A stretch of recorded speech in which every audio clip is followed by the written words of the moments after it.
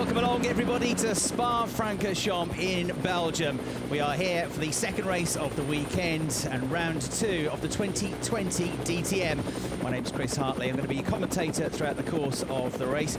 Normally we would have René Rast here as part of the presentation team. Unfortunately, Verena can't be here with us today, but don't worry, she'll be back with us at the Ring in 2 weeks' time. So there, the view overlooking this magnificent, legendary racetrack where the DTM has come for the first time in 15 years. We had some terrific racing yesterday, much cooler conditions than we had yesterday.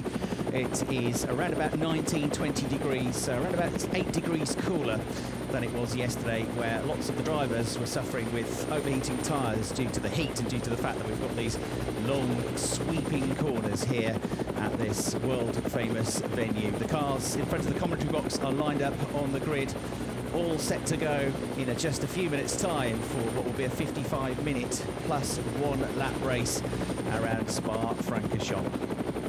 So, before we get into the grid and hear from some of the drivers, let's hear now from the chairman of the ITR, Gerhard Berger. Gerhard Berger, it's always something special to be in the grid, but in these days, is it even more special? Special or different, I would say. Different, of course, without spectators, missing a bit the atmosphere. But when the race is started, it's the race, and that's all we are looking. And okay, we are looking at these days over streaming or over TV. But the important thing is that we started. We have a good field. We have very competitive. Yesterday was interesting, but we was very much in the hands of tires, I would say. Today is cooler. Let's see if we have a different picture today. But again, DTM is back. It looks like it's competitive, like usual, and I'm happy, looking forward for the season. Exactly. 70 races are still ahead of us. So, what is your personal wish for 2020? Mine, of course, everybody's personal wish at the moment is be back on a racetrack like we are used to it, with atmosphere, with music, with people, with fans. Unfortunately, I think we have to wait a bit for this. Now the second wish is that we are doing our events and we don't have any healthy issues on the events. And the next, of course, is to have competition until the last event, to have Audi matching against BMW, and to see who is the best driver, but to find it out just in the last race, in the last corner. Thank you very much. Okay, bye. Matthias Peters there with the questions to Gerhard Berger, the chairman of the ITR, who with his team has done a fantastic job to get this show back on the road after the lockdown period, and with a pretty full calendar of 18 races to cram into just 99 days. Gerhard, the former Formula 1 racer, of course, 10 Grand Prix wins, and as part of his career he managed to finish on the podium himself here at Spa-Francorchamps. So our second qualifying session of the weekend was held just a few hours ago this morning. After finishing in 5th place yesterday, René Rast managed to get pole position, his 14th career pole position, and the German driver managing to gap Robin Frijns on the front row of the grid by nearly 0.3 of a second. Matthias Peters is down on the grid, and I think he's managed to grab hold of our pole sitter. Exactly, the defending champion on pole position, René Rast. Yesterday you had big problems with your tires. Are the tires the major key today again? What do you think? I hope not. Obviously, we tried everything to prevent that. So we had a bit of a setup change from yesterday to today. So let's see. The temperatures are a bit different. It's a bit cooler, but the track is quicker, which means a lot more energy into the tires, which normally should not help the tire deck. It should make it worse. But today it's a bit cooler. So we don't know yet. I hope I can just survive with one stop, but let's see. Spa is a unique track. What do you need to be successful here on this track, apart of a good tire management? I think you need a combination of a quick car in the corners, but also on the straight. So you cannot run full downforce, because then you're obviously too slow on the straight, and you cannot run low downforce, because then you are too slow in the corner. So it has to be a compromise, and obviously it has to suit the driver, and he needs to feel comfortable. And I think we achieved that for qualify, and hopefully now for the race as well. Thank you very much. Thank you. Thanks very much, Matthias, and thanks to René Rast for his time, the pole sitter, the reigning champion, seeming much more happy with the car in qualifying. He was really struggling with it yesterday with the car. Started the race well, from third on the grid, ran up in second place at one point as well, but he did struggle with the tyres in particular, and was the only driver to come in and make 2 pit stops. He was on a second run of tyres, just going backwards at one point, so he came in, dropped almost to the back of the field, put a new set of Hankook tyres on, and made up good ground in the closing 5 or 10 minutes of the race to get what was actually a pretty good 5th place. Not what he wanted at the start of the race, but given the problems he had, it was a good result, and added to the 3 points that he scored for qualifying on pole position today. He's coming into this race in 4th place in the championship standings. So Nico Müller, 28 points, your championship leader. Jamie Green, second on 18 points coming into this race. Loic Duval, 15 points in third, and René Rast, 14 points in 4th place. I think we can go back down to the grid now and hear more from Matthias Peters. Yes, and with Sheldon van der Linde. Sheldon, you're the best BMW driver today here in Spa. Audi is in front of you, so how is it possible to close the gap? Yeah, obviously very good starting position in P4. I think we maximized our performance today, but obviously very long race. We saw the tire deck being very high yesterday, so we've got our job cut out, I would say. Obviously not going to be easy to take on the Audis. We saw that their pace is really strong at the moment, but I'm definitely going to give my best. I'm going to push flat out as always, and yeah, just do a clever race. I think that's the most important here in Spa, and see where we end up. When we are talking about Spa, we have to talk about, of course, Eau Rouge. How is it to go through Eau Rouge with the DTM? It's amazing. Like you said, everyone knows Eau Rouge. If you ask anyone back home, they will all tell you that it's in Belgium, and it's a super famous corner with these cars at about 260 through Eau Rouge is insane. So yeah, it's going to be an interesting race, especially to the run down to Eau Rouge is going to be very interesting, I would say. Important to get a good start and then get yourself in position for the rest of the race. It's a little bit colder than yesterday and it's cloudy sometimes. So what is your weather forecast for today? Spa is also really famous for rain. Yeah, you're right. Spa is very famous for rain.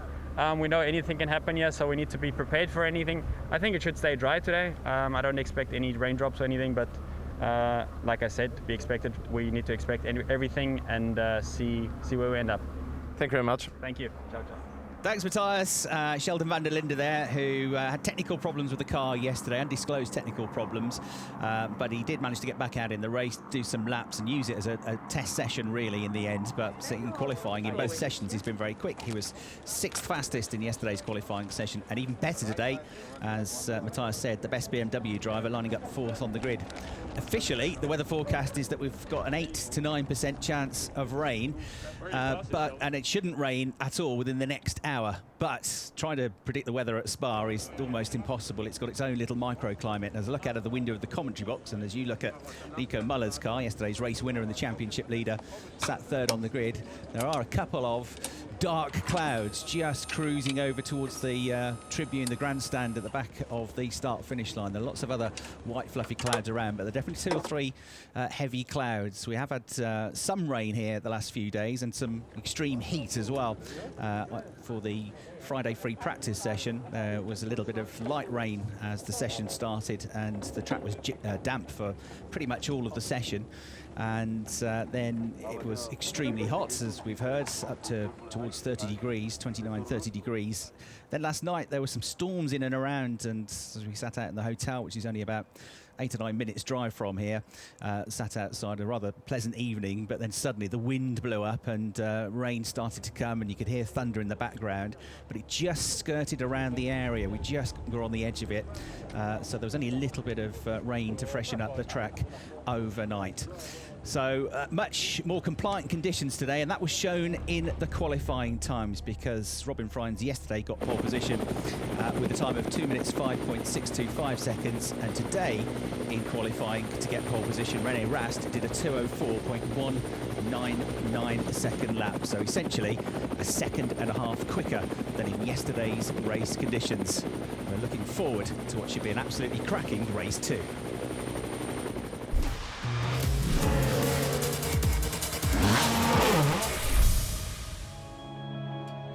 So we're here in the Ardennes forest to the east of Belgium, about 50 kilometres away from Liège, the nearest city. Old towns, historic buildings, and a legendary racetrack here. The three towns that surround the circuit make up the corners of the circuit. Francorchamps, Spa, of course, and Malmedy. It's a vibrant part of Belgium. It's beautiful in the Ardennes forest, dense trees and a tree line as far as you can see.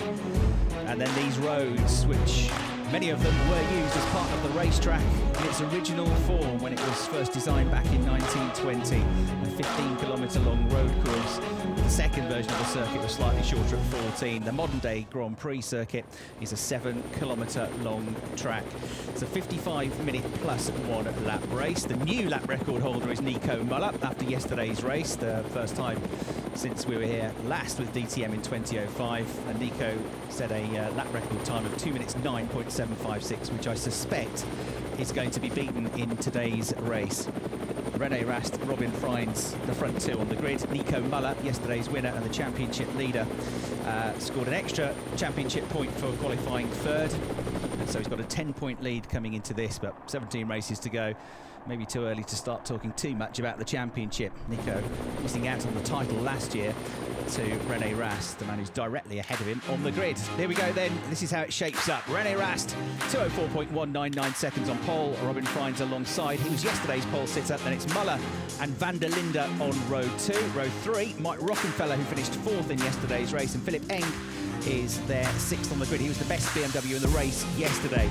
Timo Glock and Jamie Green next up. Jamie thundering from 11th to 2nd in race 1. Marco Wittmann, the double champion, and Lucas Auer on his return to the DTM complete the top 10. Jonathan Aberdeen and ex-Grand Prix racer Robert Kubica are next up. And then it's Loic Duval further down today after finishing on the podium yesterday. Fabio Scherer for company on row 7. Harrison Newey and Ferdinand Habsburg on the final row of the grid. Ferdinand missed all of the action yesterday except for free practice. He had a crash at the end of that. They couldn't fix the car in time for either qualifying or the race. He did go out in qualifying this morning, but you may have noticed from the graphic that there's no lap time against his name. His lap times are all taken away from him. So he's been allowed special dispensation to start at the back of the grid. It's been quite a testing weekend for Ferdinand so far. But hopefully he now has a little bit more luck than he's had so far. Perhaps worth mentioning as well that lots of drivers lost lap times in qualifying this morning due to exceeding track limits, and the main areas where they were falling foul of the system were coming out of Blanchimont at turn 17, and on a couple of occasions as well, drivers coming out of the final bus stop chicane. So there, René Rast, now 14 times a DTM pole sitter, 17 times a race winner. Not bad given it's only his 4th season in the championship, the former Porsche Super Cup and Porsche Carrera Cup Germany champion. Robin Frijns, the former Formula Renault champion, he's alongside at the start of his 2nd season of DTM. And there's Nico Müller, as we've talked about, the championship leader. And the gap between Frijns and Müller in qualifying was pretty similar to the gap between Rast and Frijns. That's about 2-3 tenths of a second. Sheldon van der Linde 4th, around about 8 tenths of a second away from the pole time. So the grid has been cleared. The car's getting ready to fire up. 2-litre turbocharged cars these days. They replaced the old V8 cars last season. They're about 100 brake horsepower more powerful than them, and the engine's much, much lighter as well. So these absolutely fantastic cars with their aerodynamic aids as well. They have the huge rear wings on the cars, and they come with DRS, which can be deployed in these days in up to 50% of the racing laps at each circuit to make them slice through the air. The angle of the rear wing, the flap opens and it's reduced. The maximum allowable change 18 degrees at all the circuits this season. They also have a boost button with push-to-pass, which delivers extra fuel injection, and when they press that, that gives them a short burst of an extra 60 brake horsepower. So these cars absolutely phenomenal to watch around this Spa circuit with their high speed, their top speed, which is over 300 kilometers an hour. The cornering speed of the cars, which is incredibly immense as well. And the fact that they're just glued to the road with the slick Hankook tyres, of which they're allowed 7 sets at the start of each weekend. Big 18-inch wheels on the cars as well. Off then onto the formation lap they set. 1 or 2 dark clouds around, and actually skirting a bit further away from this part of the circuit. But as we've seen before here at Spa, one part of the circuit can be bone dry, and it's raining on the other side. So the overhead view then of the cars as they make their way out of La Source down towards the infamous Eau Rouge. At the start of the race yesterday, René Rast, who won the title last year, as I said, and his key rival from last year, Nico Müller, went absolutely side by side coming out of La Source. Rast had made a very good start, actually. He got second place into the first corner and actually thought about having a go for the lead of the race as well, which Robin Frijns had initially. Then he and Müller, side by side, all the way out of La Source, down the hill, past the old start-finish line, and into Eau Rouge, and Müller held brave and held firm around the outside to get ahead of Rast. But yesterday after the race, Rast was slightly critical of the move and said that I had to back off. I was on the inside, he was on the outside. Normally the guy on the inside has right of way, but Nico wasn't lifting, so I lifted and I did him a favour, and Rast just got a little, you know, dig in there, letting everybody know what he thought of the move. And actually he almost got into more trouble as a result of that, because having had to lift slightly going into Eau Rouge, when Müller went side by side with him, he then had a slower exit at the top of the hill at Radion, and down the long Kemmel Straight he came under some fire from Mike Rockenfeller and from Timo Glock. He managed to hold on to third place in the end as they came into the first really heavy braking zone of the lap at the end of the Kemmel Straight, coming into Le Combe, where they dropped down to about 120 kilometres an hour and third gear. This is the Le Fan section, this sweeping S-bend section, which again they're taking third gear at about 140 kilometres an hour when they're at full racing speed. And then they go down towards Campus, the next right-hander.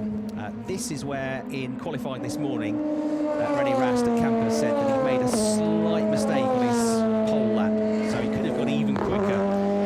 In his first set of runs, he was missing time in that second sector, but he made it all up. There's Jens Marquardt to the right-hand side of your picture, head of BMW Motorsport, and hoping for a better day for BMW today. Fantastic onboard cameras for the races this weekend. A couple of views there from Timo Glock's car. Timo starting 7th on the grid. Qualified well yesterday as well in 6th place, but dropped back a little bit in the race. So Kobe, I see you.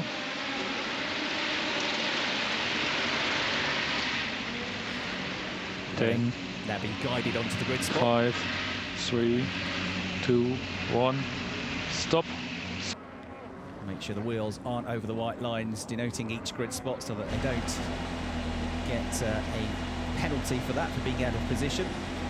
Drivers can't see it, so they need to be guiding in by the engineers. 2, 1. Lucas Sauer now in place. And he got up into the points yesterday. Lucas starts 10th today, with a bit of work to do. Tense times here. BMW in particular need improvements, but tyre degradation shouldn't be as bad today with lower temperatures. We'll find out, because the 55 plus 1 minute race gets underway. Round 2 of the DTM is going. It's a great start for René Rast. Also taking a good start is Philipp Englert in the number 25 blue BMW. He's trying to squeeze out the inside to gain a place or two. He's going side by side with Sheldon van der Linde, but at the head of the field it is René Rast in the lead, and Müller has got himself into second place on the run down towards La Source, ahead of Robin Frijns. So Frijns drops out to third place. Fourth place, it's Mike Rockenfeller. Looks like Sheldon van der Linde held on to that 5th place. Managed to fend off the attack of Philipp Eng, who's one of the drivers who may not have raced a DTM car here. The only one that has on the grid is Jamie Green, because he's the stalwart of the championship with over 190 race starts. But many of them, including Philipp Eng, have done lots of 24-hour racing here in GTs and used that experience both as drivers and in terms of understanding what can happen to the cars and the tyres in these high-speed corners. Right, so René Rast in the lead of the race, Müller second, Frijns third. And then Rockenfeller just a little bit off them as they go into Brussels for the first time in 4th place. Then van der Linde. Eng, Hours made up some places at the start of the race. Glock and Green. Green didn't have a great first lap or a great start yesterday, But boy, oh boy, did he come through once the race got into its swing. So everybody still running, no dramas as yet as they go through the left-hander at Podium for the first time in the race. What a corner this is as well, 190 kilometres an hour. That's almost 120 miles an hour in fourth gear. Bumping and clipping over the curbs in the background. At the back of the picture there, you can see Harrison Newey, the British driver, the son of Adrian Newey, and impressive young single-seater driver before he moved into GTs, racing in Formula 3, and he was under fire from Ferdinand Habsburg, who finally gets to turn a wheel in anger in a race in DTM after obviously the long layoff with lockdown and missing the race yesterday. It's been an even longer wait for him, over 300 days since Hockenheim at the end of last season. And this season is going to be crammed into just 99 days, all 18 races. It's going to be a busy period for the teams and the drivers. Coming to the end of lap one then, and here's going to be a move, is it, from Timo Glock, looking to attack on the way into the turn Lucas Au, but having to fend off Jamie Green at the same time. He was late on the brakes, but didn't gain an advantage there. Just behind you got Marco Wittmann in 10th place as well. He's dropped back a place, so Lucas Au, one of the best starters there. He's gone up to 7th place from 10th on the grid. Müller, of course, with a good start as well, gaining a place. Still got this battle going on at the tail end of the field. Robert Kubica involved in that as well. He's just dropped behind Habsburg, and Habsburg going wheel to wheel now at the as push-to-pass is enabled. And look at that for a brave move on the way into Eau Rouge from the Helicam. You can see the commitment that is required. Green flag in turns 18 and 19, so I think there was a brief moment for somebody, could be possibly Kubica at the back of the field, who dropped a bit of time at the end of the lap. Black and white warning flag for number 10 for forcing another car off the track. That's Harrison Newey, we've been watching involved in this battle, trying now to fend off Kubica. Get a replay as they came through the chicane. Ah, there we go in the background. There was contact. That was Jonathan Aberdeen being sent around. View from Kubica, who was just behind all of that. And yes, I think the contact was with Harrison Newey. Yeah, Newey went up the inside of Kubica and just clipped the back of Jonathan Aberdeen's car. So an unfortunate start for Jonathan, having had a good run yesterday to 10th place. He got the final championship point by overtaking Marco Wittmann, coming out of the last corner on a sprint to the checkered flag. Got time to get something out of this race, though. Hopefully not too much damage to his car. Right on board now with Lucas Au, 7th place. Philippe Eng is the driver just ahead. And then it's Sheldon van der Linde just ahead of him in 5th place. BMW's 5th, 6th and 7th. Behind him you've got Jamie Green, who's now starting to get into the flow, I think. And if he can show anything like the speed he showed in yesterday's race, it's going to be one to watch. So it was just, there he is in the number 53 car. So it was just one of those races where everything came to me. And I was surprised how easy it was to come through the field. The setup was beautiful on the car yesterday. Jamie Green getting a good run here. He looks the quicker of the three, doesn't he, as they sprint towards the line. And he's going to go for the move up the inside on the way to La Source. Jamie Green has pulled 2 or 3 good moves off at that part of the course. He's done it again on the way into the hairpin, and that puts him up to 7th place ahead of Lucas Au. And his next target, therefore, is going to be Philippe Eng, the next to the BMW. So Jamie Green, 8th on the grid. He slipped back on the first lap, but now he's getting into the groove. And he's got the confidence from yesterday's result to show how much he can very quickly carve his way through the field. René Rast, 0.5 of a second clear of Müller. That gap looks like it's beginning to come down. Yeah, looking at the first sector times, Müller was 0.3 quicker through the first sector of the lap, so it's down from a second to just 0.7 of a second. Robert Kubica there, former Formula 1 driver, 97 Grand Prix starts, and a huge talent that we're delighted to have with us in the DTM this season. Tough call for him to come straight into this and be running at the front of the field in what's a hugely competitive series, but he showed yesterday in free practice what he can do as Jamie Green gets another great run and gets another position ahead of Philippe Eng this time for 6th place. And it was all about the run as he came down the hill out of Brussels. Long before they got to the braking zone for Peugeot, he was easily through. So Green now starting to slice through, and a drive-through penalty is going to be given, I'm afraid, to Harrison Newey for that contact with Jonathan Aberdeen. So he'll have to serve that drive-through penalty fairly imminently. And that will drop him, of course, to the back of the field. He's running in 14th place at the moment. Aberdeen running, as you can see from the graphic, has got going again, and actually the car seems fine. Personal best in the first sector for Jonathan. He can do with the safety car now to bunch them all up, but at the moment, no dramas here in the race. Rast still keeping that 0.7 second advantage through the first and second sectors. Let's see if he can stave off the attack of Müller in the third sector as we look at the Austrian Philipp Eng, Porsche Super Cup, Porsche Carrera Cup Germany driver. You've got then just behind Marco Wittmann working hard. Watch for Loic Duval as well in 11th place as he is trying to come through the order. Got a yellow flag for a little incident at the back of the towards the back of the field down at the bus stop chicane. Harrison Newey is headed into the pits already to serve his penalty. Green flag now, showing that it was just a moment at the chicane. Rast, Müller, Frijns still the top three. The gap's down to 0.3 of a second though. Even less than that now. Müller is going to get the run down the Camel Straight. He's going to drive around the outside of René Rast to pick up the race lead. The championship leader back to the front of the field. He won yesterday's race by 19.5 seconds.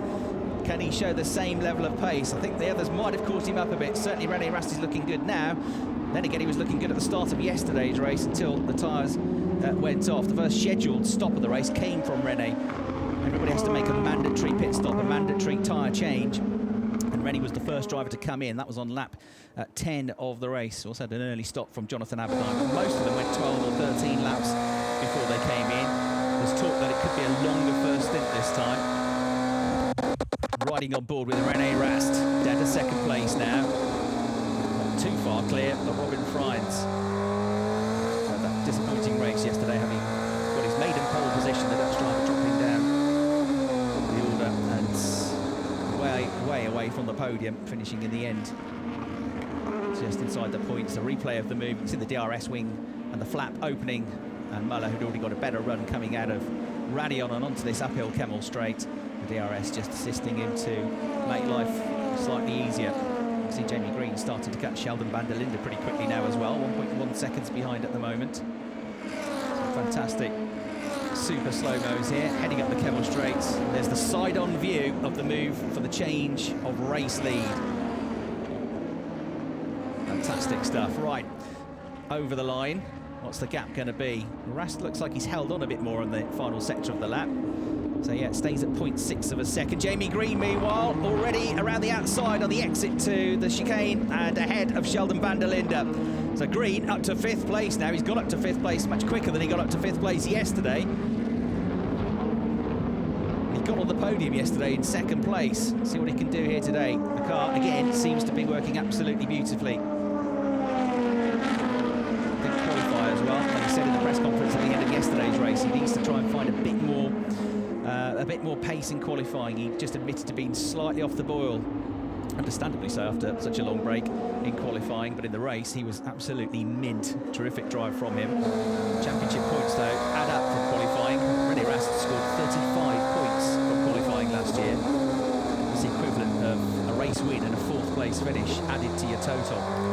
René hanging on very much to the tail of the race leader. They're just dropping Robin Frijns now a little bit in 3rd place. Mike Rockenfeller, the 2013 champion, is all on his own in 4th place in the Team Phoenix car. He gained a place at the start of the race. And he'll be working hard, knowing from the team that Jamie Green is on the march, still 8 seconds behind him. But we'll see what Jamie can do now that for the first time in the race, he's got clear track ahead of him. Van der Linde 6th, our 7th. Loic Duval has come up to 8th place now, having started the race in 13th, and then you've got Philipp Eng and Timo Glock at the moment completing the points. Ferdinand Habsburg as well, a word for the Austrian, who's made his way up into 11th place now.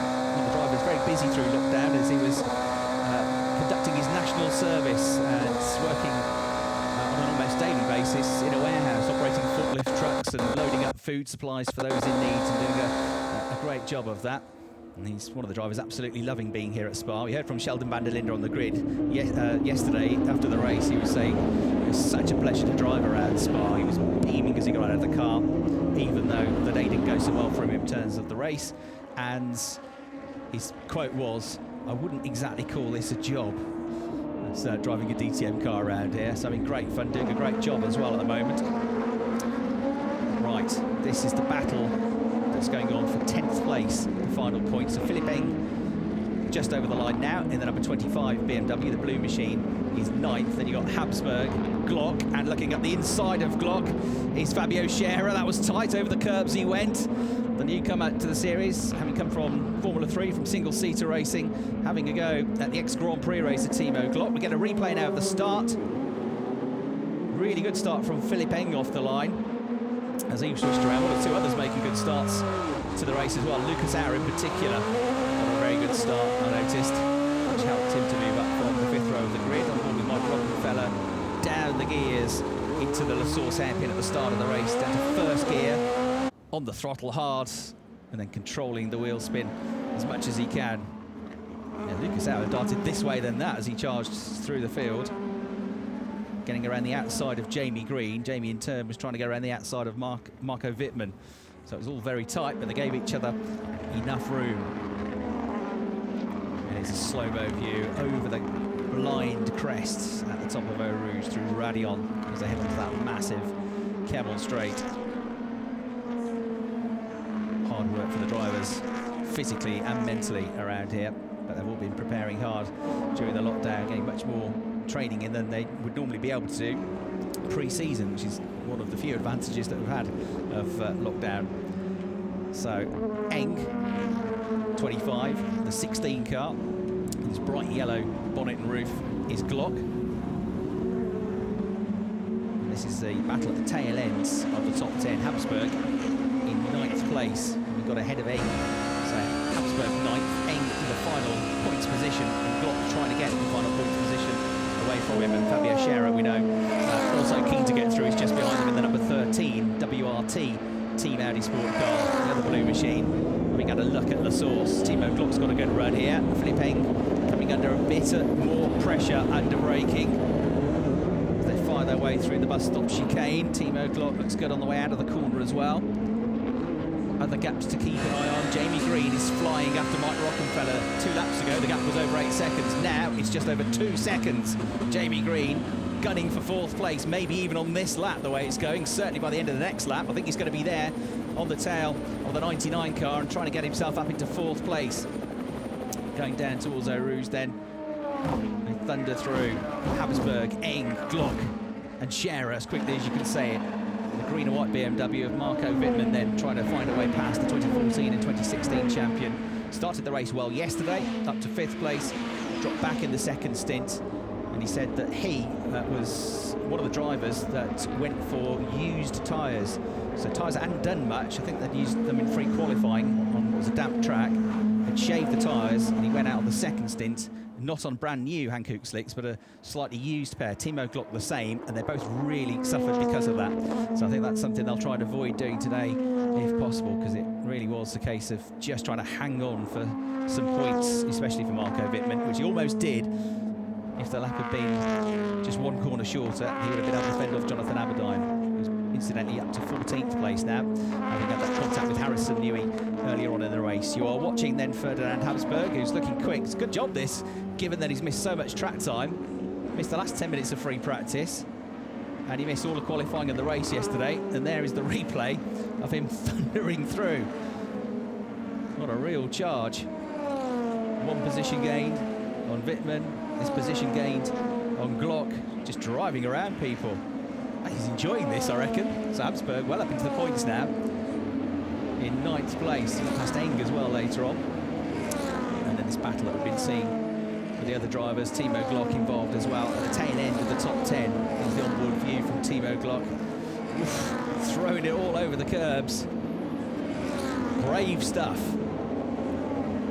Super slow-mo of Habsburg, who's been the man on the mission, as you've seen from the compilation of moves that he's put together over the last 2 or 3 laps. We'll see if he's about to catch his next target. Jamie Green 1.4 seconds behind Mike Rockefeller now. And into the pits comes Ferdinand Habsburg, so he's the first driver. Pace was good. You have to look after your tires now. We'll check the door. We expect 19 laps to go. 19 laps to go. DRS remaining. 9 laps. So 9 laps DRS remaining and 20 push-to-pass. So it's a very early stop for Habsburg. Okay. Go, go, go, go, go, go.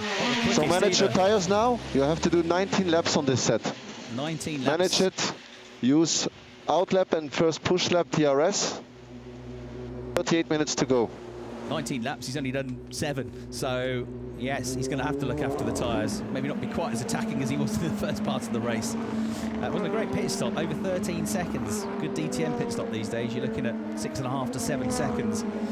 That didn't help the tyres either, did it, going over the gravel? Right, replay. Timo Glock on Philipp Eng. And that's at the end of the Kemmel Straight. That means Glock is up to 9th place now. Eng is in the 10th position and hanging on to the final championship point at the moment, but with a very rapid-looking Fabio Gerhard just behind him, one of the 3 rookies in the championship this year. And again, one of the young drivers that's come into DTM with largely a single-seater background coming into this point of his career, but adapting very quickly, it seems. The young driver from Engelberg came up through Italian and German Formula 4, then European Formula 3 for a season and a half, and now into the DTM and doing a good job. Right, Müller, the leader, 0.8 clear the last time check. Doesn't look like it's 0.8 anymore. Let's see when they come over the line. Now it's come down a bit, 0.7. And so, absolutely, René Rast hanging on to Müller this time. He couldn't live with him. Nobody could live with Müller yesterday. It's a different story today. A bit of a lock-up in the background from Frijns in 3rd place. There is Rockenfeller, who for the first time has just edged back away now from Green. Green had got the gap down to 1.2 seconds. It's down, or out now to 2.2. So there is Mike Rockenfeller, who is starting to feel the heat from Jamie Green, catching him up, getting closer in the mirrors, but he's responded well on the previous lap. That's the view. Suddenly, the pit walls disappeared, and it's a million miles beneath you. That's how quick they fire themselves up Eau Rouge and Radion. And now they're at 300 kilometres an hour down the Kemmel Straight and down towards the pretty heavy braking zone for the Lecombe sequence of corners, the right, left to right flick that then takes you to the highest elevation of the circuit, and then you start to fire your way downhill through Brussels and down towards Puon. So Timo Glock now just edging away from Philipp Eng after that move we saw on the replay. Fabio Gerhard, the 3rd car on your picture, desperate to try and get himself his first DTM points in what's of course only his 2nd start. Finished in 12th place yesterday. And whoa, big twitch there. Loic Duval pushing on hard. Duval in 8th place. Auer in 7th place, just ahead of him in the 22 car. But Loic getting a really big twitch on there. He's made some ground up at the start of this race, having qualified out of the top 10 in 13th. He's made 5 positions up. But it looked like he was absolutely on the ragged edge there from that overhead shot. Didn't seem to have lost too much ground though. Caught it beautifully. Done a few seasons in DTM now. The first couple were struggles for him, but he's a class driver. He'll win the Le Mans 24-hour if you are not, and good results starting to come now. Still looking for that first win, but that podium yesterday added to the podiums that he picked up in the 2019 season. So there is Loic Duval. Just looking at the graphic, the gap's opened up again between the top 2. They've come past the start-finish line, 0.9 of a second apart. Frijns about a second and a half behind them in 3rd place. Watching the battle for 7th place between Lucas Auer, the Austrian, who himself, before we moved into touring car racing, was a very notable single-seater racer. Lucas with a very good pedigree, in particular in the Formula 3 European Championship, in which he was often a front-runner. Right, he's under big pressure coming out of the source, isn't he, Lucas Auer, because Loic Duval in the number 28 Audi is right with him now. Is he going to brave it around the outside? Yes, he is. Fantastic move. Just guns it around the outside on that run down to Eau Rouge. On the top of Radion, he pulls away and onto the Kemmel Straight. He gets away from the BMW. That was brave and committed, I think is the word. So another place gain for Loic, 13th up to 7th now for the Frenchman. Not a great deal Lucas Auer could do about that. Much more momentum and traction coming out of the Le Source hairpin. And then behind that scrap, watching the battle between Philipp Eng and Timo Glock, 9th and 10th, with Fabio Gerhard just behind. Marco Wittmann getting a bit bigger in the mirrors as well, with the green and white BMW. Team RMG driver, maybe opting to have the reverse of yesterday. A slow start, but a good strong finish. See them understeering a little bit here now, as they get towards possibly the end of the ideal tyre life. Here's a replay then. Right, you have the inside line, I'll go the outside line. Don't care, I'm going for it. Loic Duval grits his teeth, holds his breath, clenches the steering wheel, and hangs on for dear life. Once you've made the decision, you've got to go with it. There's no backing out of it. And here, a replay of this battle which keeps on happening between Eng and Glock. They keep on overtaking each other at various points of the circuit, in particular the Kemmel Straight. Glock back down to 10th. Scherer watching it all go on just behind in 11th place, the Swiss driver. And another Swiss driver at the head of the field. You're about to watch start another lap. He goes past the commentary box, down into the source hairpin. Frijns is keeping them in sight, so somebody else that's not dropping away like he was yesterday in terms of his pace. Got the lead initially, lost the lead a couple of laps into the race when Müller got past him down the Kemmel Straight. There's the shot as they go through Eau Rouge.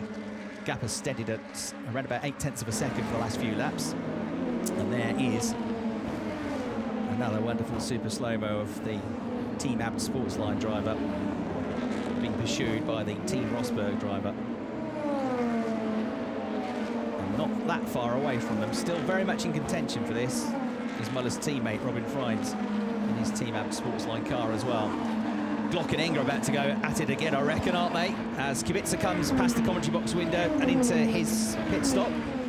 So, second of the drivers to come in is Robert Kubica on lap 10. Eng with the DRS and the better run on the Kemmel Straight. He's going to get ahead of Glock and arrive first as they make their way through, Scherer, as they make their way through Le Combe. So Fabio Scherer ahead of Glock now. Eng has edged away on that lap. So Glock's now out of the points from 9th a lap ago. He's down to 11th place now. Fabio Scherer looking for his first points as Robert Kubica almost loses the car on the exit to the pits. That was a heart-in-mouth moment. He caught it, and I think he avoided any contact with the pit wall. Just as we joined him, that looked like a big moment, didn't it, as he got on the gas. No tyre warm was allowed, so we'll be a little bit careful on the new tyres with all that horsepower, 600 horsepower to unleash. Looks as calm and cool as a cucumber, though, doesn't he? Robert Kubica, he's seen it all, he's done it all, a Grand Prix winner. Polish driver, immensely popular figure in his home country and internationally as well. Many fans of motor racing really rated and wished he could have had a longer and a more successful Formula One career, because I think he could have been a Formula One champion. In fact, the year of his accident, 2011, Robert said some time afterwards that he'd actually basically agreed a deal to become a Ferrari driver the year after, but he never got the chance. And that would have been impressive to see. Williams was the team with which he scored his BMW Williams with which he scored his Grand Prix win in 2008. Right, Müller's pulling away from Rast. Suddenly, he's got his head down, and I think it's more a case of Rast going backwards, because Frijns has caught him up as well. The LED display in the car tells you how many DRS uses they've got left in the race. And we're looking at Philippe Eng, who now, having got away from Timo Glock, has got Fabio Scherer for company, because we saw Scherer putting off the move down the Kemmel Straight, and Scherer over the top of the curbs at Raidillon is going to go for this down the Kemmel Straight. So this the battle for 9th place. Fabio in the 13 car, Philippe in the 25 car, drives past him, and look behind, because Jonathan Aberdeen in the blue and white number 27 BMW is about to get ahead of Timo Glock. So the Team RMR driver gets through as well, synchronised overtaking. Timo Glock is now struggling, isn't he, from being well in the points in 9th place. Now he's 12th. So it might be time for Timo to come in and try and get some fresh tyres on, or is he just going to suffer for now and then try and have a shorter stint where he can push more aggressively on the new tyres in the second half of the race? We're getting to the point now where we expect them to start coming in fairly soon. So most of them pitted up between laps 12 and 14 yesterday. There's another view of the Jonathan Aberdeen move from the camera at Le Combe. He had to be pretty brave on the brakes still. But it's good to see that Jonathan's car is undamaged, seemingly undamaged, at least not badly damaged after that contact at the chicane early in the race. So from the back of the field, Jonathan now up to 12th place. Timo Glock has been demoted by him as well, hasn't he? So Jonathan, another place gained, 11th. It's going well for him. Right, tyres being readied, and it looks like maybe Sheldon van der Linde is going to be one of the drivers on the way in. We've only had 2 pit stops so far, as shown by the graphic on the left-hand side of your picture. And the green, yeah, Rockenfeller's coming in. Habsburg pitted on lap 7. Earliest pit stop so far. Ooh, big lock up there on the way into the bus stop chicane. Doesn't matter because he's going to get rid of the tyres anyway. As into the pits comes Fabio Scherer, but there's a huge lock-up on the way into the chicane. Keen to make the in-lap count. René Rast did a really good in-lap yesterday, even though he had a slightly longer pit stop than some of those around him. He managed to gain time in that whole window. So Rockenfeller is about to Newey maybe on pit exit. He has 8 laps old tyres. 8 laps old. René Rast under fire here in second place from Robin Frijns. He's having to work hard to keep the blue Audi behind him. Robin trying this way, then that on the way to the Brussels hairpin. He's up the inside again. Left-hand kick coming up, so René Rast will fend him off once more. It's starting to be hard work now for René. What's the strategy going to be? I don't think he's going to want to do a 2 pit stop strategy again. It wasn't really a strategy, he just had no choice yesterday because he was losing that much pace even on that second set of slick tyres. And today, I want to push this as long as he can. He's gone further than he went yesterday, that's for sure. Only 10 laps yesterday before he called it a day with the tyres and came in for the pit stops, but he's definitely struggling. Müller just seems to be able to manage the tyres beautifully. So with Rockenfeller and van der Linde and also Scherer having pitted with 12 laps compete. Oh dear, that's Harrison Newey's car. It doesn't look like that's going to go anywhere fast, does it? So Harrison, I'm afraid, looking like he's headed for retirement. Timo Glock losing another position, this time to Marco Wittmann. He's been losing them all, or most of them, down the Kevel Straight, or down the straights. So Timo Glock, is it pain for gain as René Rast starts for the pits? He did manage just about to stay second going through the chicane, but Robin Frijns was almost touching his rear wing. Good call. We are racing only Müller and Frijns. Frijns stayed out, Müller stayed out. So Rast in. How many DRS and push-to-pass they have left?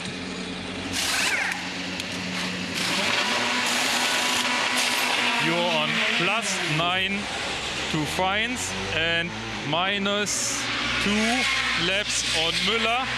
Push to pass. +9, so he has 9 laps less. If you watch qualifying this morning, you'll know that René Rast wants as much information as he can. After he got his pole lap, he wants to know how much did he get pole by, who was behind him, where were the best sectors, where did he lose out. Just absorbing all of that information, computing it, and then trying to turn it into an advantage for himself. And now he's asking how many DRS and push-to-pass have I got left compared to the drivers I'm racing against, i.e. Frijns and Müller. He wants to know exactly what the situation is. Rockenfeller on new tyres, back out. He's rejoined behind René Rast, as you'd expect, having run in 4th place to René's 2nd before they made their respective pit stops. So the top 7 in the race yet to make their mandatory stop. Rast is the leading pit stopper from Rockenfeller, van der Linde and Loic de Waal currently. Then Auer, then Habsburg, and Scherer, Kubica, Harrison Newey in the pits with a problem. And Audi now getting ready for Loic de Waal, possibly. Let's see. It's the Abt Sportsline team, so that will be either for Robin Frijns or the race leader, Nico Müller. So the Abt Sportsline team ready to go. Is Frijns going to try and get a quick lap in here, having perhaps been delayed by René Rast for a lap or so? Or is it going to be the leader? We'll find out in just a moment. It's going to be Nico Müller. So Nico comes in, the race leader, making his pit stop 14 laps into the race. And yesterday in the race, having managed his tyres Remember very well. the brake balance, it's 12 laps to go. You're virtually P1. It's a fight between you, Robin, and René. René just stopped 1 lap before you. He has still 9 laps DRS left. Keep an eye on the tracker and find out where Frijns and Rast are relative Fast to lane is Müller. clear. Go, go, go. René should be 3 seconds behind you on pit exit. Müller released and heading down the pit lane. A look out of the window. The other cars did not pit yet. And over the line now to start a new lap goes René Rast. You'll just see him coming into your picture now in the red and white Audi. And there in the green and white Audi, out of the pit lane exit comes the 51 car of Nico Müller, has rejoined just in front of Marco Wittmann on the track. Wittmann yet to make his pit stop. So the team reckoned at 3 seconds. It does look to be about right, that. Around about 3 seconds over René Rast. There he is in the 33 car. So Müller effectively retains the race lead from Rast. Then Frijns. Marco Wittmann wheel to wheel here with Nico Müller.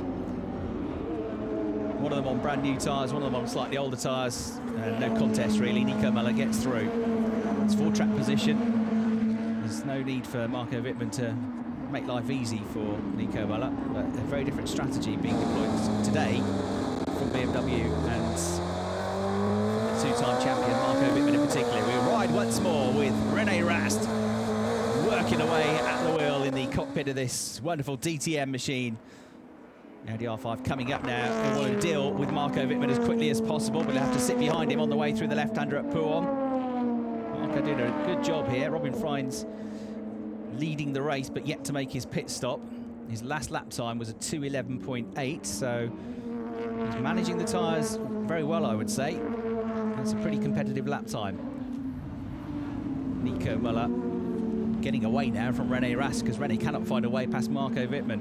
As I say, Marco is not, this is for position, so Marco's not going to wave him by. René Rast trying to get himself up to 5th place, but effectively he's losing time here. And his key battle really, not just with Müller, but is with Robin Frijns, because you remember when he came into the pits, he had Robin Frijns right underneath his rear wing. He does not want to be losing even half a second at this phase of the race. And as long as Robin is in clear air, he might just stay out as long as the tyres are working for him. All right, in they come. Jonathan Aberdeen heading into the pits. René Rast now, I think, will gun it on the way into La Source. He's got the better run, the better traction. He's got fresher Hankook tyres on. Side by side as they go past the commentary box window. He's on the outside line, but he's going to get there easily before the braking point. As they drop down the gears for La Source. Down to first gear. It is up to 5th place now for René Rast, but he lost time there, didn't he? Muller's last lap was a 2:08.8, 208.8 for Rast as well. So actually didn't lose that much time. Muller wasn't really able to take too much advantage of that. There was a little bit in it, but not much. Fresh tyres on, doing a good recovery job here. Team RMR BMW back on board with the double champion René Rast, attacking hard now, having found that way past Wittmann.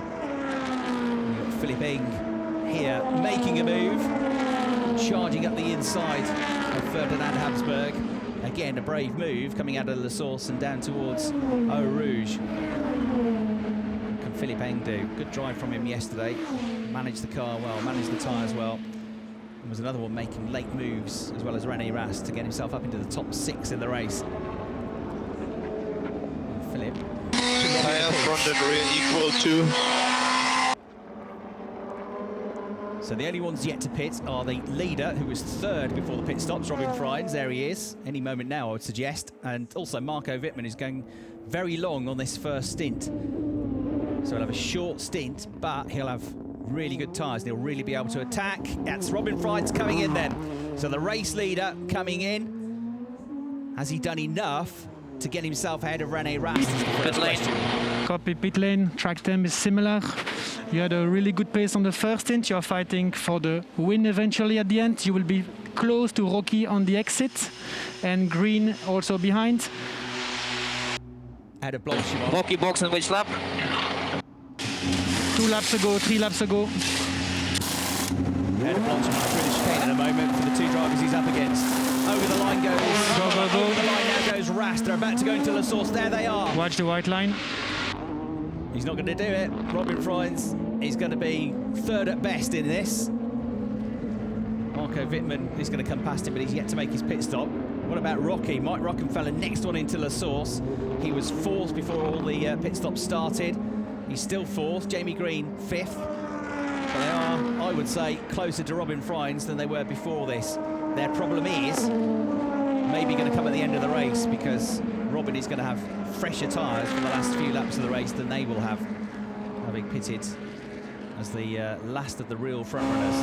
Not the last to pit though, that's Marco Wittmann still out there in 3rd place.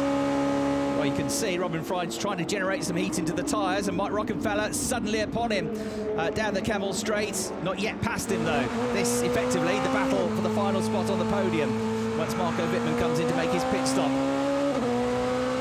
One car just in front, one car just behind. You're looking from Mike Rockenfeller's rear camera at Jamie Green in this 3-way fight now for, as I say, that final spot on the podium. Jamie Green close enough to knock on the door now. See the 4 rings of the Audi badge clear as day as they thunder down now towards this left-hander at Podium. Not really an overtaking opportunity here. You can see the track falls away midway through the apex.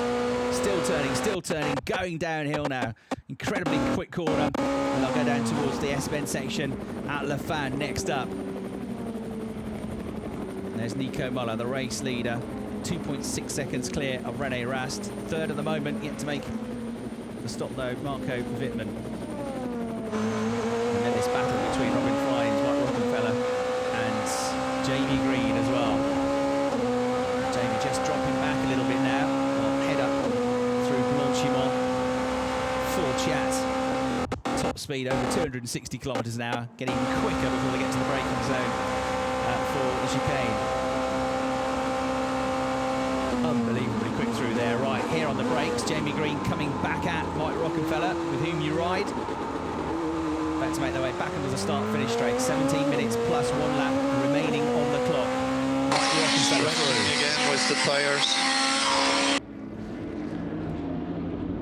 Already slightly unhappy about the tyres here, Mike Rockenfeller. He's got no chance, I would say, with Robin Frijns, who now that he's got up to temperature, with the fresher tyres on, he's pulling away in the number 4 Audi. But Jamie Green, a similar strategy to him, right with him now. Much closer as they make their way up over the top of Radion. This could be the chance for Jamie to get ahead of Rockenfeller. We've got a yellow flag down at the chicane, so somebody's had a moment down there. Timo Glock and Ferdinand Habsburg have just come past, so maybe it was one of those two. Jamie Green doesn't actually get close enough to attack on the way down through the Camel Straight. You go on board with Timo now in 13th place. Right on his tail, you can't see it, is Ferdinand Habsburg. 13th, 14th. Oh, look at that for a ride all the way through Eau Rouge and Radion. 270 kilometres an hour, up to 280, pushing up towards 300 imminently before they hit the brakes. There's Jonathan Aberdeen in the foreground of the picture, number 27. He's got himself now a chance maybe of some points here. He's 11th, so 1 more place gained and he'll be in the points. Got to try and catch Fabio Scherer, who's looking for his first ever points in DTM.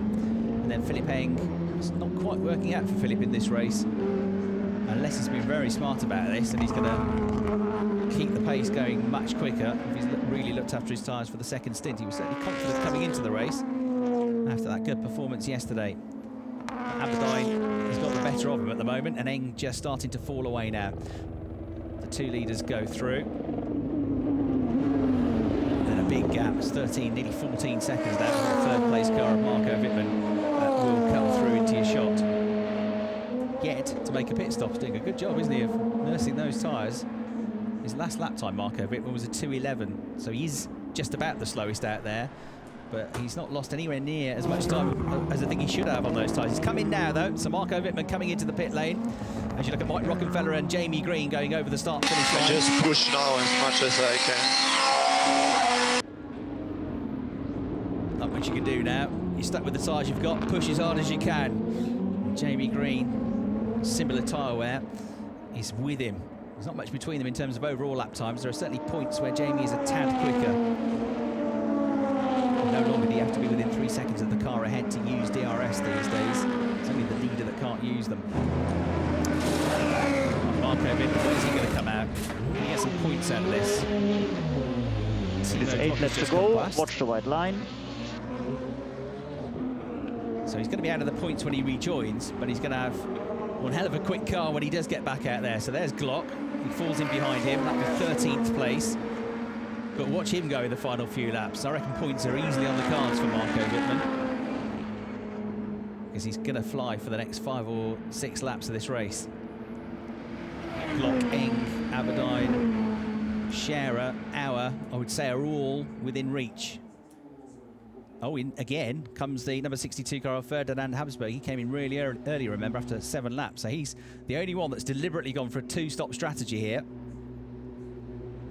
Back out he will go, and he's going to fly as well. We saw he was pretty attacking when he had new rubber on at the start of the race as well. So it's a different call. It's a call which definitely, in hindsight, for many of them, could have worked yesterday. René Rast even managed to make it work to a point to get 5th place. But today, the tyres are hanging on 3 or 4 laps longer because it's cooler conditions, cooler air conditions, cooler track conditions as well.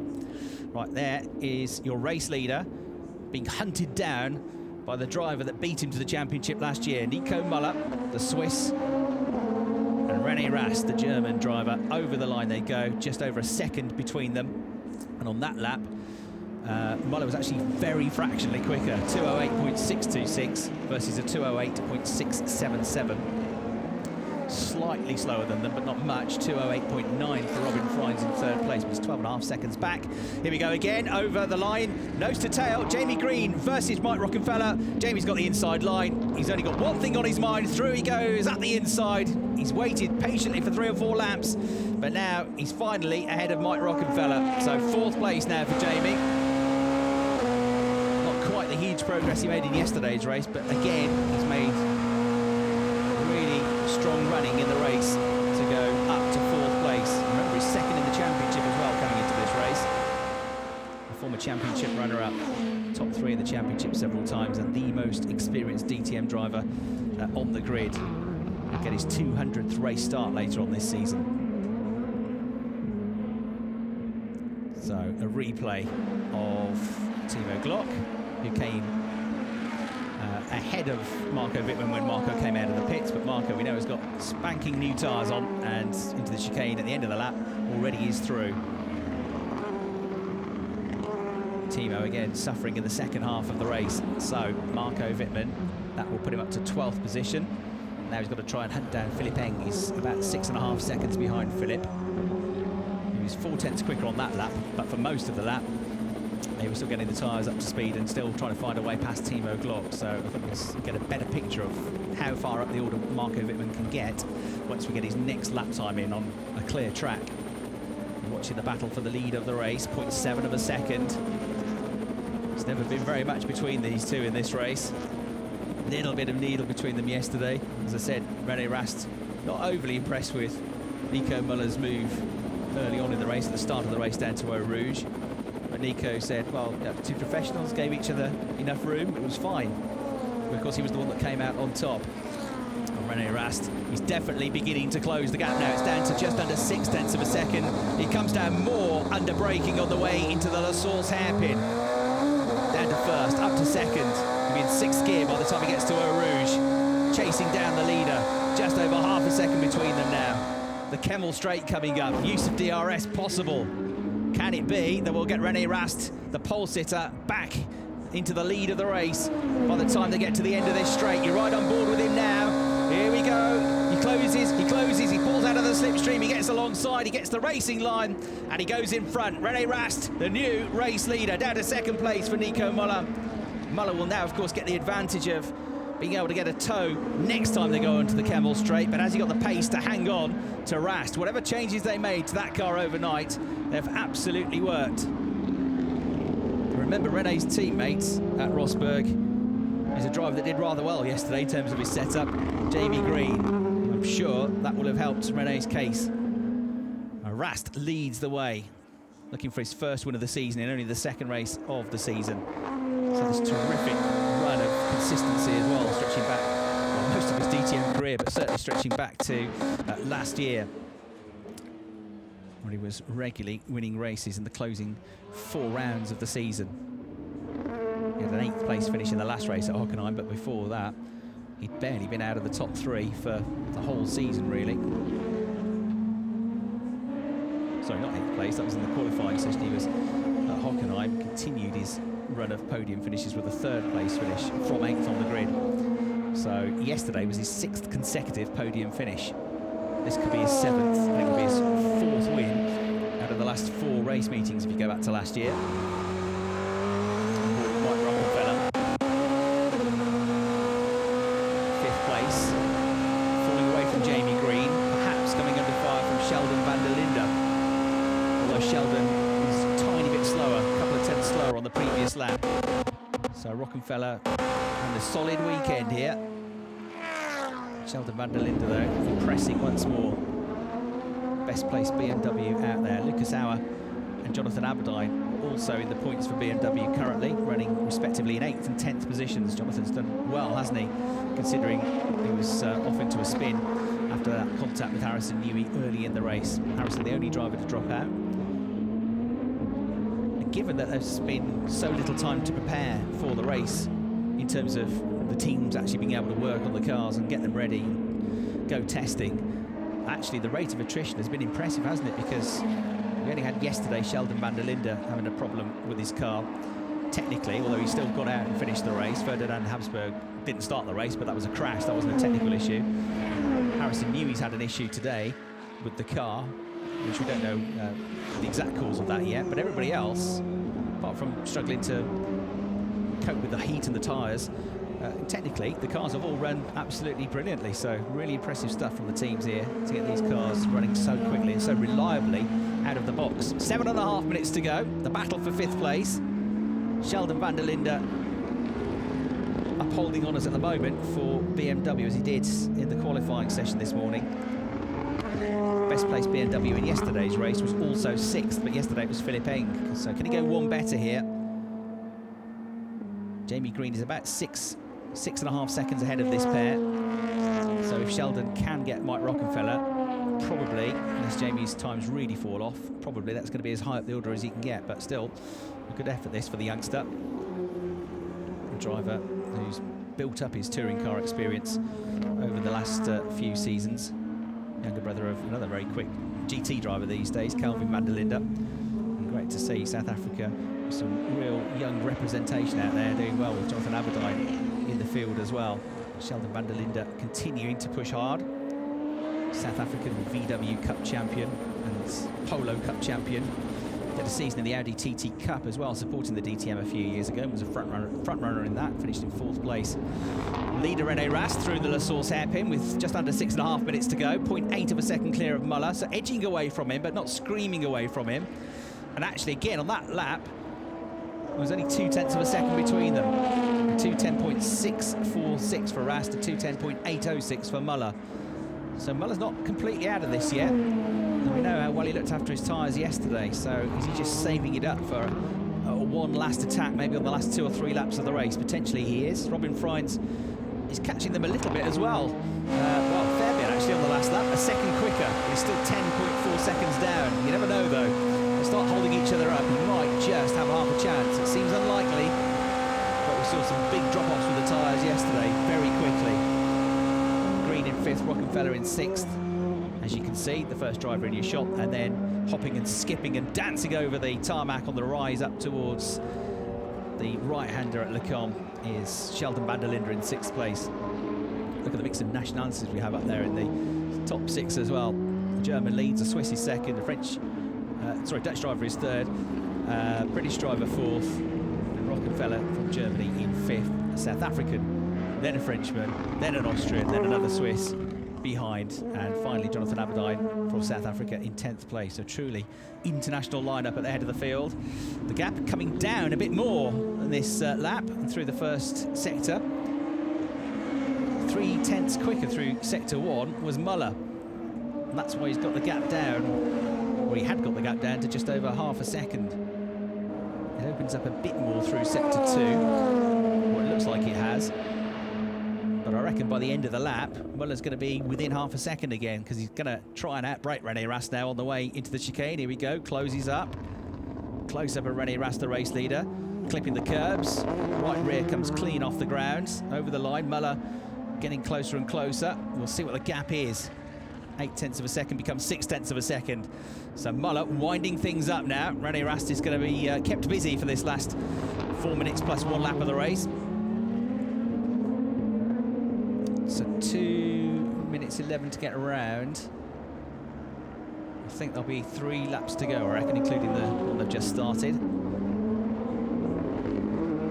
Do this lap, then another one, but time will run out just before they get to the line, so that will then become the 3rd lap around, will become their last lap, their extra lap. Slow-mo René Rast, that was the moment he just thudded the curbs on the way into the chicane. Taking a real pounding, but these cars are built strong. Müller pushing even harder, gets even closer. 0.3 of a second, the gap between them now. Any other gaps closing up? You know, Van der Linde still pushing on hard, has closed the gap a bit more to Rockenfeller in that battle that we've been keeping an eye on for 5th place. So Van der Linde now just a second behind Rockenfeller, taking a tighter line there. Nico Müller, which suggests he's got good grip in the tyre still relatively. Out wide, René Rast is pushing as hard as he possibly can to try and get this race victory. Nico Müller, full of confidence at the moment. Matched him and beat René Rast on quite a few occasions last year.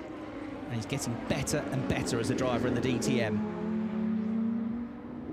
René Rast looking for his 18th DTM victory. And 5 wins now for Nico Müller, so he'll be looking for his 6th. Fabio Scherer versus Philipp Eng, you're looking at now. Fabio in the number 13 car, and Philipp Eng coming back at him. This is for the final championship point for 10th place. Audi versus BMW. In fact, Fabio Scherer has got 4 BMWs behind him. Next up, Marco Wittmann, though, is the one on the freshest tyres of all, and he simply drives up the inside of Philipp Eng. Remember, he was the last of the pit stoppers. A very short second stint, a different strategy, but expect him to now start carving his way through the field. One is dispatched, another one possibly by the end of the lap the way he's going. Fabio Scherer next in his sight lines. Marco Wittmann, if he can do that, will be in the points, but he'll want more than just 10th place here. Certainly, that is a possibility with a couple of more cars just ahead. Certainly could get up to 8th place into Lucas Auer, who's only a few seconds up the road. Any more than that might be a push, but you never know. Right, 1 minute and 3/4 to go. The race leader, still René Rast, still with this green and white Audi in his mirrors though, because yesterday's race winner and the championship leader, Nico Müller, is just applying pressure as much as he can. He hasn't really got close enough in the last few laps to fully get alongside, fully get a toe down the straights, but he is making sure that René Rast has to work that car and those tyres as hard as possible. The more he can make him work, the more the chance that René's car is going to start struggling. Well, the team has done a fantastic job to give René a much improved car today. I know the weather conditions are different, cooler, but still, they've worked hard, I reckon, to get this car where it is. And they've got just the man for the job in René Rast. Through down towards Pouhon they go, into Pouhon now. No dramas for the race leader. The car looks to be fairly well planted. Still hanging on to him though, Nico Müller. There's nothing between the pair of them. The gap's ebbed and flowed between 0.3 of a second and 0.6 of a second for the last couple of laps here. Jonathan Aberdeen, by the way, is almost on the tail of Lucas Auer, so that could be a place gained and up to 8th position. The problem is, you've got Marco Wittmann coming after them all with a much more rapid car, much fresher tyres. So to get the place he gained, he might be losing to Wittmann in the not too distant future. Not long to go though, of course. The clock's going to tick down before the end of this lap. 55 minutes will be up, and it's +1 lap then. So they're not quite going to make it, I don't think. It's going to be tight. René Rast through the chicane. No, the clock is going to tick down to 0 now. So it should be the start of the final lap of the race. Over the line they go. Closer than ever it seems, down towards La Source. Confirmation on the graphic, and the teams and the drivers will know this is the last lap, this is the last chance. It so often comes down to just a few points in this championship. So a decision to be made now for Nico Müller. He's going to be the championship leader at the end of the weekend if he finishes second. But he'll lose points to René Rast. René's not his closest rival at the moment after yesterday's 5th place finish. But he knows full well that René's very likely going to be one of his big rivals for the championship as we go on through the next few months. So does he take a risk and try and get those points away from Rast and get the race win? Or does he settle for second place? To me, it looks like he wants the former option. He wants to go for it and push hard. It's always a risk. When you overtake, there's always an element of risk here, but if you don't take the risk, you don't get the points, and if a chance came and you didn't take it and you ended up costing yourself a few points at the end of the season, you might regret it.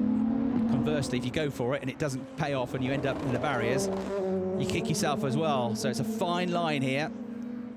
At the moment, René Rast isn't really giving him the option because he's not really giving any opportunity for Nico Müller to try and find a way through. Further back, Marco Wittmann's just 4.5 seconds now behind Jonathan Aberdeen, who's just fallen away a little bit from Lucas Auer, having been right with him last time I looked at the screen. A lock up there for Nico Müller as he makes his way into Le Fan.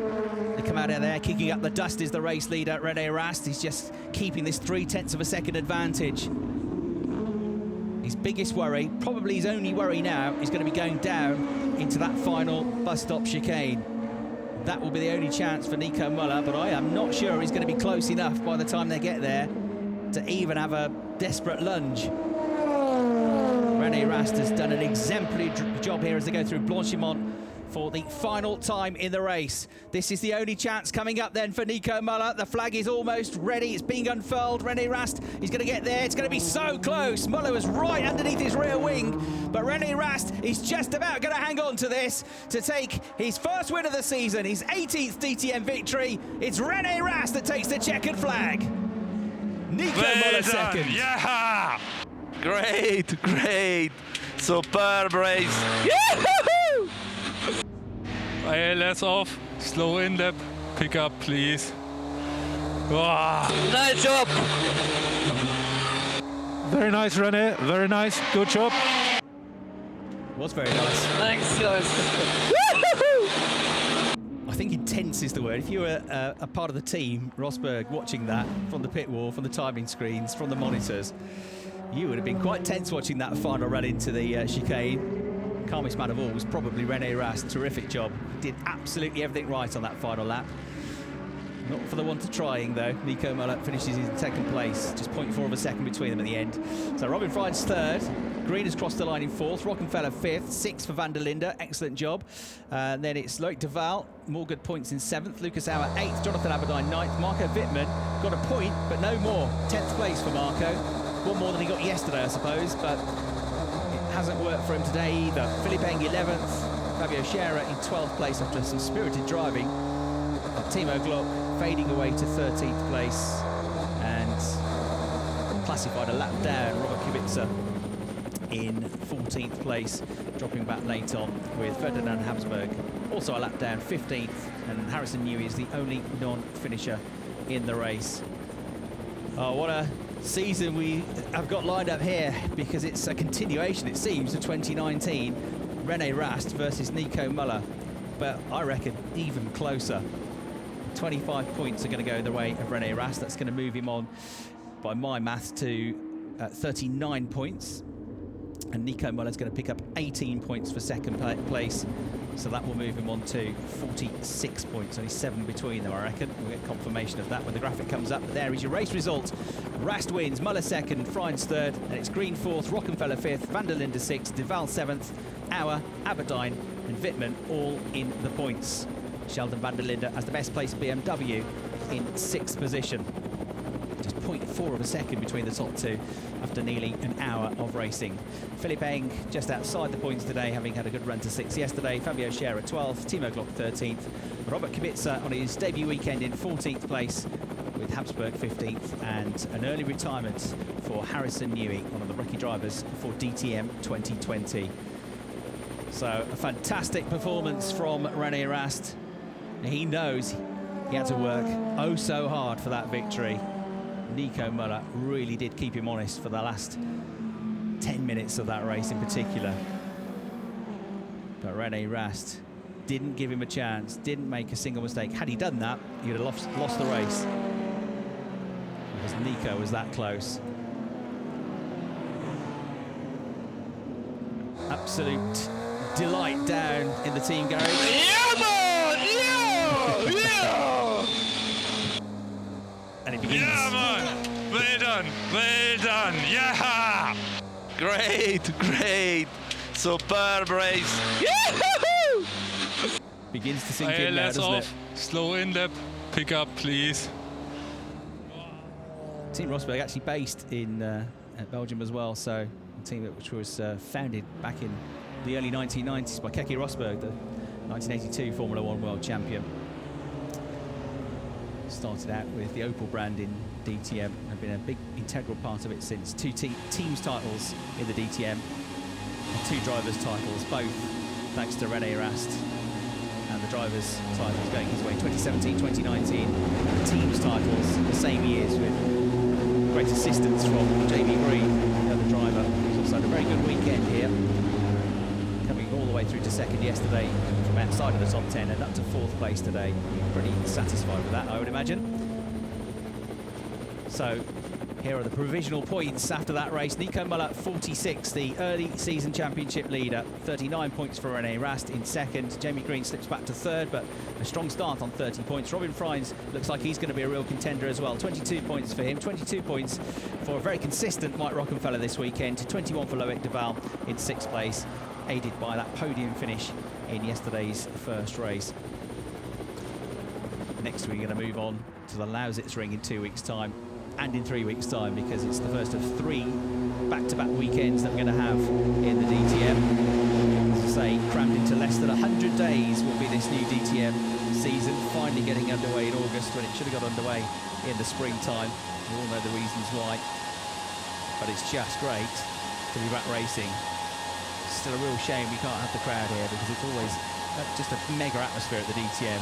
Packed grandstands, great carnival atmosphere, knowledgeable fans all cheering on their drivers, and we just hope that it's not too long before we return to some form of normality. But at least for now, we get to see the cars and drivers in action, and we can be grateful for that.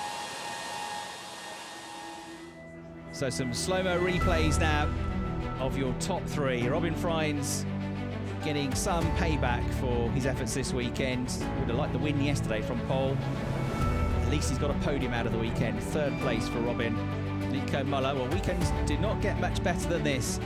A win yesterday, a 2nd place finish today, and additional points picked up for being in the top 3 in both of the qualifying sessions. Frustration yesterday for René Rast, but he still dug out a 5th place finish, and today he was on top of it all to take the race victory. So René Rast now steps up onto the podium. Very different looking podium ceremony than we'd have in normal times. After his victory yesterday, but it Nico means just as Müller. much to these drivers. Nico Müller now invited onto the podium for the 2nd time this weekend, walking away as we've seen with the position championship for lead. Robin Frijns. And first podium of the season for the Dutchman, Robin Frijns, who's driven really well this weekend, maiden pole. And for the winning team, the team representative of the Audi Sport team, Rosberg, Kimmo Limatainen. And it's Kimmo Limatainen who's going to pick up the team award for Team Rosberg, the team manager, the team principal of the 2-time teams champions.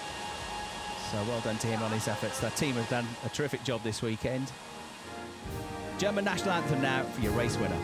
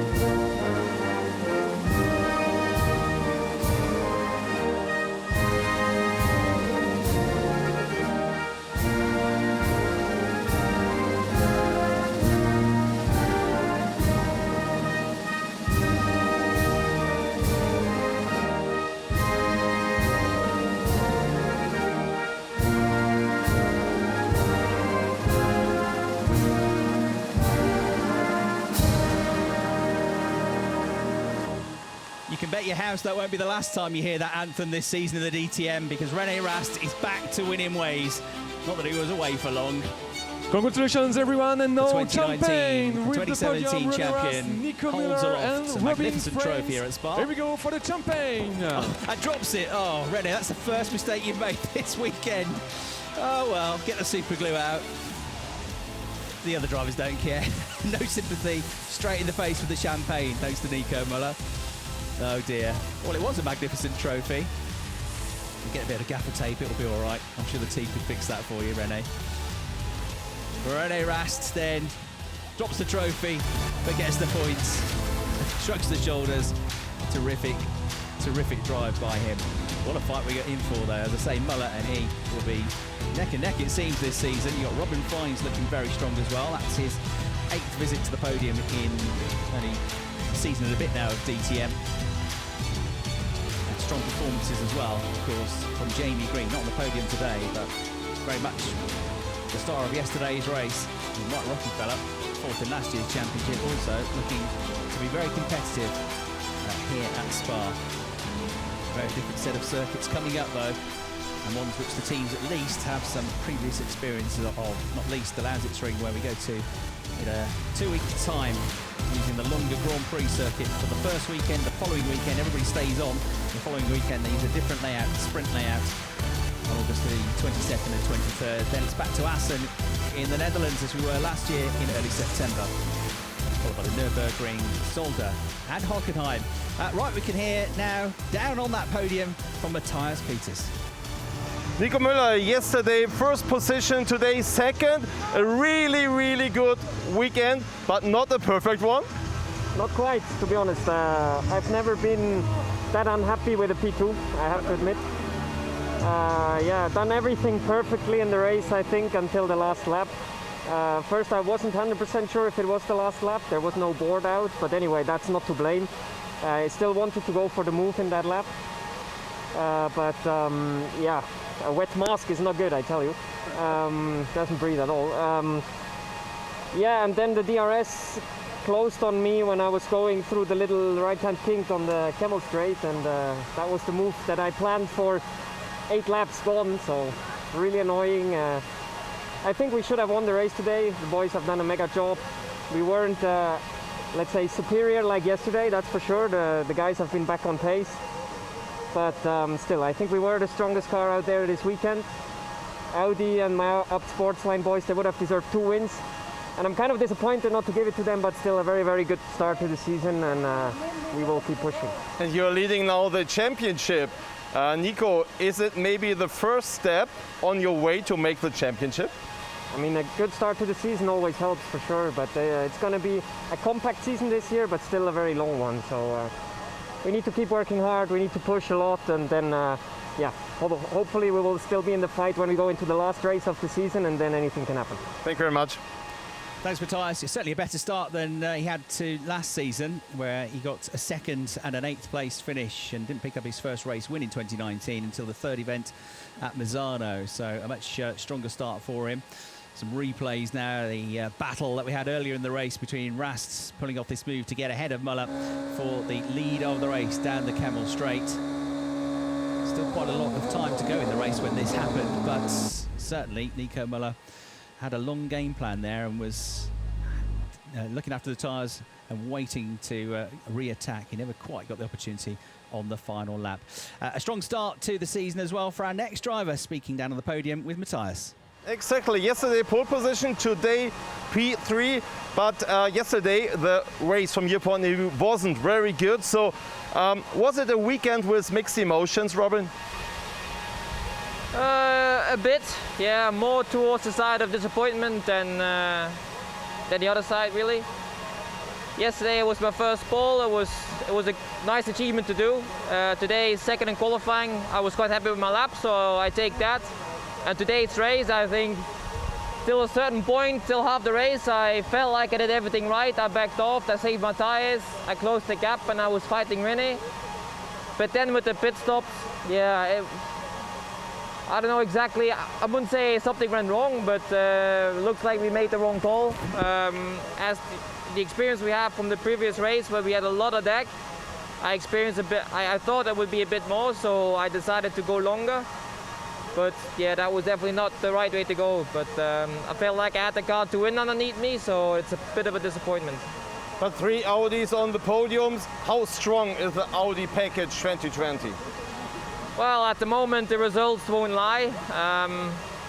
3 Audis in the top 3, or I don't know who finished 4th or 5th, but it's been a good weekend for Audi in generally. I think they can be very happy, very proud with the work they put into this season DTM. Thank you very much.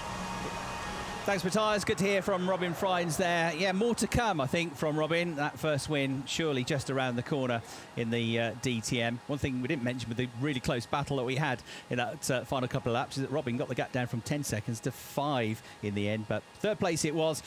Here's the man of the moment, though, speaking in the pit lane down with Matthias.